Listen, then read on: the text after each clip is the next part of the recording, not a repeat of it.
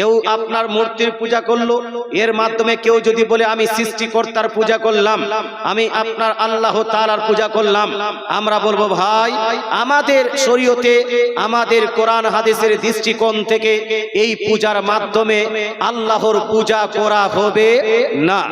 এই জন্য as a মুসলিম, একজন মুসলমান হওয়া অনুযায়ী, একজন মুসলমানের রেসপন্সিবিলিটি, একজন মুসলমানের দায়িত্ব অনুযায়ী আপনি কোন পূজাতে অংশগ্রহণ করতে পারবেন না।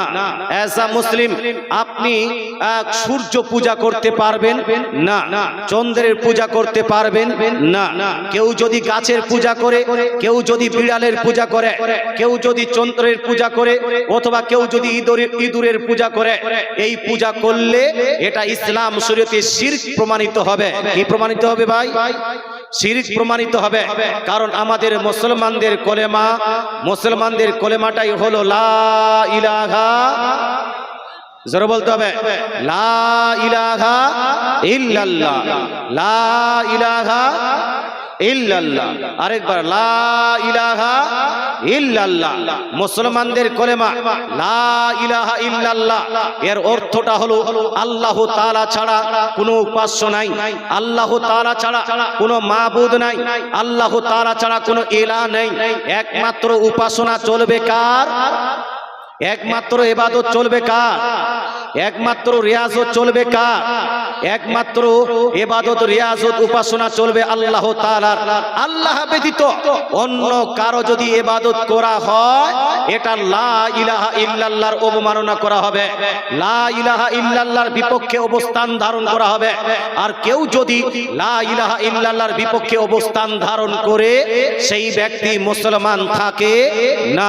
বিধায় if you want be real Muslim, আপনি যদি একজন খাঁটি মুসলমান হতে চান, আপনাকে ইবাদত করতে হবে একমাত্র কার? আল্লাহ। তবে আল্লাহর ইবাদত করবেন সাকার মেনে না নিরাকার মেনে? আমার একটি বই আছে বাপ, আল্লাহ সাকার না নিরাকার।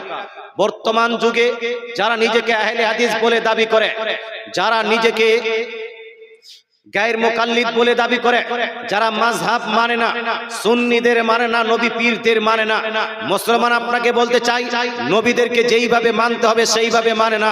তাদের এই গায়ের মুকাল্লিদ ওয়াহাবীদের একটি আকীদা, আল্লাহ তাআলার আকার আকৃতি আছে, আল্লাহর অঙ্গ প্রত্যঙ্গ আছে, আল্লাহর শরীর আছে, এটা হলো তাদের ধারণা।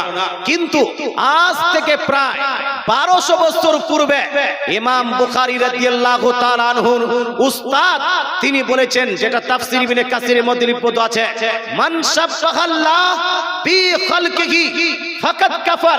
যদি কোন ব্যক্তি মানুষের মতো আল্লাহর যেন দেহ সাব্যস্ত করে, কেউ যদি মাখলুকের মতো আল্লাহর অঙ্গ প্রত্যঙ্গ সাব্যস্ত করে, আল্লাহর অঙ্গ প্রত্যঙ্গ দেহ সাব্যস্ত করার কারণে সেই ব্যক্তি ইসলাম থেকে খারিজ হয়ে যাবে।